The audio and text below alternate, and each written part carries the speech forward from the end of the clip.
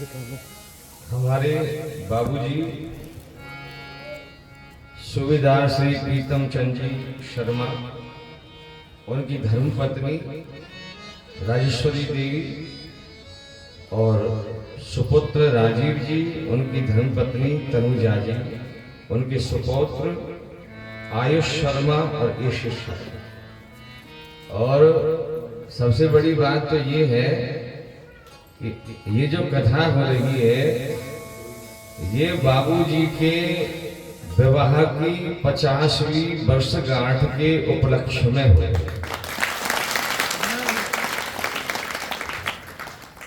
कहीं डीजे बजते हैं तो कहीं भागवत होती है। ठाकुर जी का प्रेम है, ठाकुर जी के प्रति लगाव है, तो उत्सव को भी धर्म की ओर मोड़ा जा सकता है।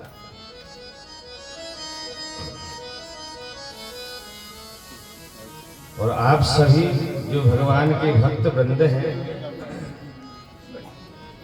भगवान के प्रेमी हैं, दूर दूर से पधारे हैं, आप सबके हृदय में विराजमान परमात्मा के श्री चरणों में प्रणाम करता हूं। बच्चे का पहला प्रयास था, आज पहली बार कथा पर बैठा है।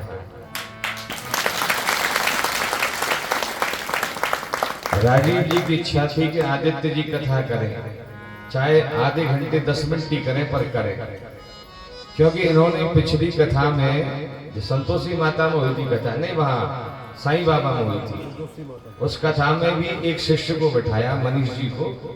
अभी दूसरा शिष्य तैयार कर दिया, 16 की जगह 17 हो गए। इनके लिए यही सुखताल बन गया। सुखताल में जाकर के दीक्षा लेते यही सुखताल बन गया है हिमाचल में। भगवान श्री कृष्ण ने इंद्र का मान मर्दन करने के लिए गिरिराज पर्वत की पूजा करवाई। दक्षिण भारत में तिरुपति बालाजी और उत्तर भारत में गिरिराज जी महाराज, ये साक्षात परमात्मा का स्वरूप। आज एकादशी है ना, पूर्णिमा की एकादशी आती है, तो एकादशी से लेकर पूर्णिमा तक लाखों लोग परिक्रमा करते हैं। और जब गुरु पूर्णिमा आती है ना, कम से कम 1-2 करोड़ लोग परिक्रमा करते हैं। अगर घूम जाए ना परिक्रमा तो मिलता ही नहीं आदमी।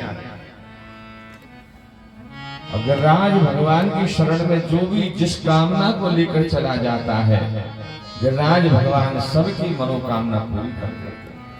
ये साक्षात कृष्ण है। और गर्ग संहिता में लिखा है, इनका जो प्रागट्य हुआ है ना, वो कृष्ण के हृदय से हुआ। तो भगवान ने गिरिराज जी का पूजन करवाया, ब्रजवासियों ने बड़े आनंद से पूजा की।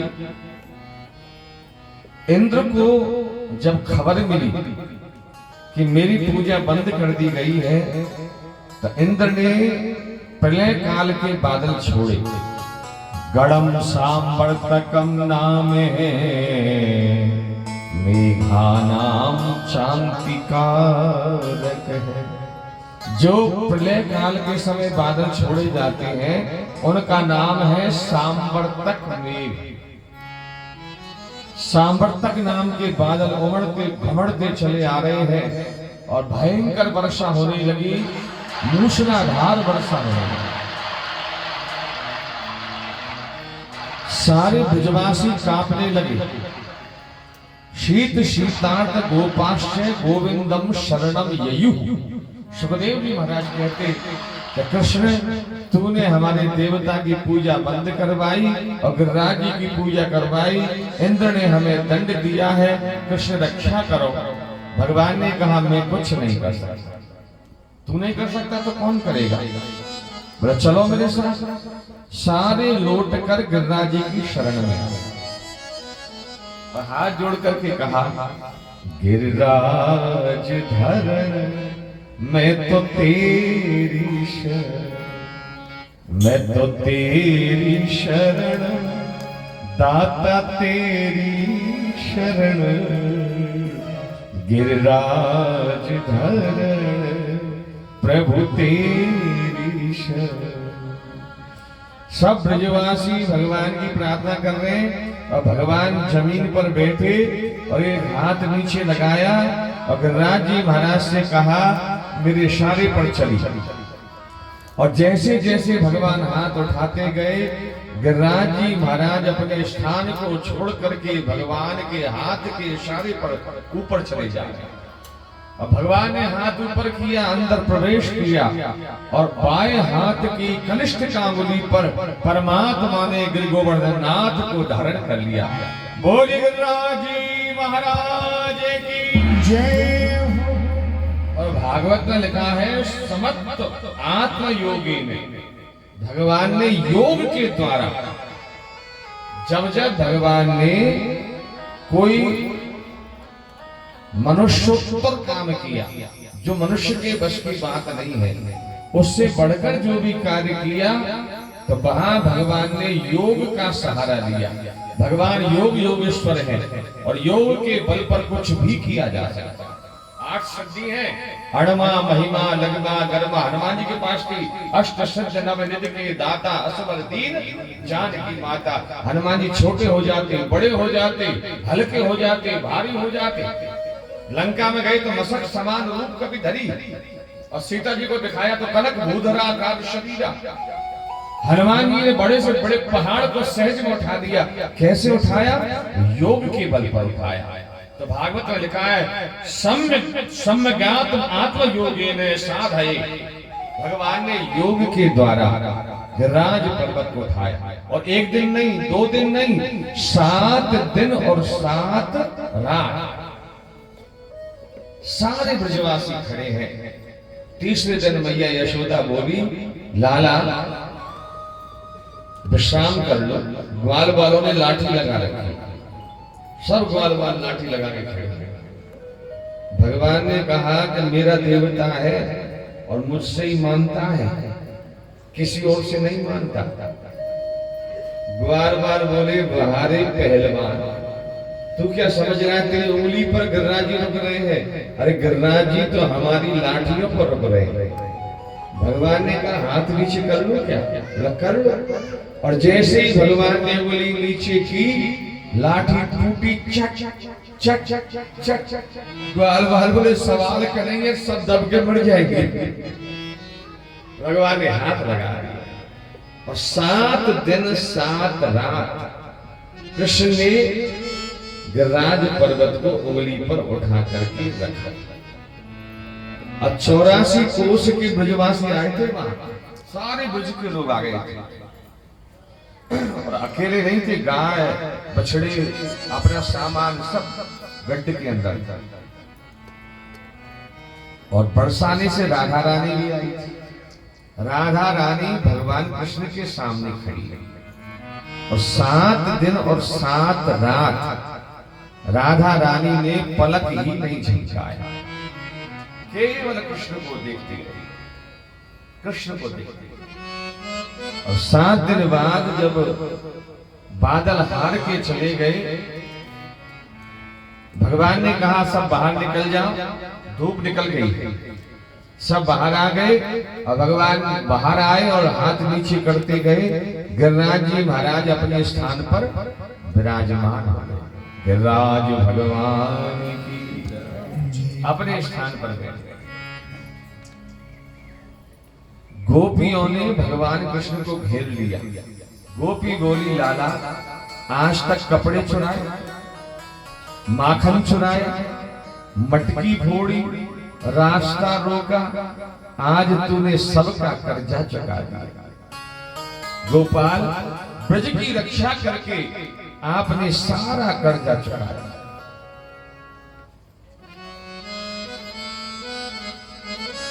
पर एक बात बता कृष्ण, आपने गिरिराज पर्वत को उठाया कैसे? इतने बड़े पर्वत को उठाया कैसे? तो भगवान ने कहा कछु माखन को बल बढ़ो। तुम्हारे घर घर जाके चोरी की ना कुछ तो उसकी ताकत। कछु माखन को बल बढ़ो और कछु गोपन करी सहाय। कुछ ग्वाल वालों ने लाठी लगाई। अरे गोपियां बोली सही बात बता। अरे भगवान ने कहा यही सही बात है। मैं नहीं, सही बात बता कि कछुआ खन को बल बढ़ो और कछु गोपन करी सहाय। और सही बात तो ये है कि श्री राधा की कृपा सो और मैंने गिरवर लियो उठा। ये तो राधा रानी की कृपा है। तब तक राधा रानी आ गई। राधा रानी का क्या बात है, क्या चर्चा चल रही है? बोला गिरिराज पर्वत किसने उठाया? राधा रानी बोली मैंने उठाया। भगवान कृष्ण ने कहा मैंने उठाया। अरे राधा रानी बोली मैंने उठाया। कृष्ण ने कहा सबने देखा मैंने उठाया। गोपियों ने कहा राधा रानी कृष्ण ने उठाया, सबने देखा, तुमने उठाया, किसने देखा और आपने कैसे उठाया? तो भगवान श्री कृष्ण से राधा रानी बोली लाला आपने गिरिराज जी को अपने बाएं हाथ की कनिष्ठ का अंगुली के नाखून पर उठाया है ना? हाँ। और मैं 7 दिन 7 रात आपके सामने खड़ी रही कि तुम नख पर गिरिवर धरो। तुम नख पर नाखून पर गिरिवर धरो और मैंने 7 दिन 7 रात पलक नहीं झपकाई। बोला नहीं झपकाई। तो सुन, तूने तो गिरिराज को उठाया, मैंने तुझे और गिरिराज को अपनी पलक की किनोर पर उठाया। बोलिए राधा रानी कि तुम नख पर गिरिवर धरो और मैं धारो दृग को। मैंने पलक की किनोर पर उठाया। अब तू ही बता दे लाडले कि कौन कियो बड़े जो। अब आप बताओ तुमने ज्यादा ताकत लगाई कि मैंने ज्यादा ताकत लगाई? तो राधा रानी से हाथ जोड़कर भगवान कृष्ण ने कहा श्री राधा की कृपा सो और मैंने गिरिवर लियो उठा। ये तो राधा रानी की कृपा। राधा शक्ति का नाम है। शक्तिमान में शक्ति नहीं होती। अगर शक्ति नहीं है तो शक्तिमान की शक्ति कहां से आएगी?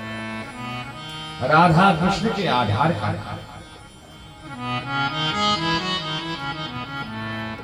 भगवान को 56 भोग लगाए। यशोदा मैया भगवान कृष्ण को 8 बार भोजन कराती थी। कितनी बार? 8 बार। और 7 दिन 7 रात भगवान ने गिरिराज पर्वत उठाया। तो 7 दिन 7 रात भगवान ने कुछ नहीं खाया। तो 8 बार खाते थे खरैया। तो 7 दिन में कितना हुआ? 8 7 56। तब से 56 भोग की प्रथा चल गई। भगवान को 56 भोग पहली बार कब लगा? जब भगवान ने गिरिराज पर्वत को उठाया। अब जो 56 भोग लगता है वो इसीलिए लगता है। 7 दिन भगवान ने कुछ नहीं खाया पिया और कन्हैया को यशोदा मैया 8 बार भोजन कराती थी। 8 बार भोजन कराती थी। तो 7 दिन का हिसाब लगा लिया। 8 7 56 तरह की मिठाई बना करके कृष्ण को भोग लगाया। सारे ग्वालवाल चले गए और इंद्र के पास बादल पहुंचे। बादलों ने कहा महाराज उसने तो एक बूंद पानी जमीन पर नहीं गिरने दिया। अब आप बताइए, भयंकर बरसात हुई। भागवत में लिखा है हाथी के सूंड के बराबर धार आई थी। तो पानी कहां गया? तो गिरिराज पर्वत के ऊपर भगवान ने किसको बिठाया? अगस्त जी महाराज। अगस्त ऋषि कौन है? जो एक अंजलि में समुद्र को पी गए थे। अगस्त ऋषि त्रेता में एक बार अयोध्या पहुंच गए। राम जी का राज चल रहा था। तो तो अगस्त ऋषि अयोध्या चले गए। सीता जी से राम जी ने कहा बाबा के लिए प्रसादी बनाओ। तो भोजन बनाया। अब भोजन कराने लगी तो राम जी ने अगस्त से कहा कि जरा सीता जी को कुछ करिश्मा दिखा दो। तो इतना भोजन किया कि सीता जी की रसोई का सामान ही बीत गए, पर सीता जी पर अगस्त ऋषि का पेट नहीं भरा गया। सीता जी पसीने पसीने, सारे सेवक पसीने पसीने दौड़ के राम जी के पास गई, बाबा जी का तो पेट ही नहीं भर रहा। तो राम जी आए और राम जी ने हाथ जोड़ के कहा बाबा, कहिए राघव, बाबा भोजन के मध्य में पानी पीना चाहिए, भोजन के मध्य में पानी पीना चाहिए। तो अगस्त ऋषि ने कहा जल तो जब पीऊं जब मध्य आए। मध्य कहाँ आया है? और सुनो राम, अगर तुम हमें भोजन नहीं करा सकते तो आप हमें जल भी नहीं पिला सकते, तू जल भी नहीं पिला सकता। भगवान कृष्ण ने कहा बाबा क्षमा चाहता हूं, अगला अवतार द्वापर में होगा, तब मैं तुम्हें जी भर के जल पिलाऊंगा। तो अगस्त ऋषि को भगवान ने गोवर्धन पर्वत के ऊपर बिठा दिया और सारा पानी राधे राधे अगस्त ऋषि पी गई। अब माना कि उनसे भी बच गया हो, तो बांसुरी नाग चक्कर लगा रहा था तो पानी नीचे नहीं गिर सकता, और फिर भी पानी नीचे गिर गया तो सुदर्शन चक्र चल रहा था भगवान का, जल की बूंद को जला करके खाक कर दिया। ऐसी व्यवस्था भगवान ने दी, एक बूंद जल की जमीन पर नहीं गिरी। इंद्र भगवान की शरण में आया, इंद्र ने भगवान के चरण पकड़ लिए, पर भगवान ने कहा चल यहां से। आकाश गंगा के जल से भगवान का अभिषेक किया, कामधेनु गैया के दूध से भगवान का अभिषेक किया, और नाक रगड़ने लगा। 10 श्लोकों में इंद्र ने भगवान की प्रार्थना की। विशुद्ध सत्वम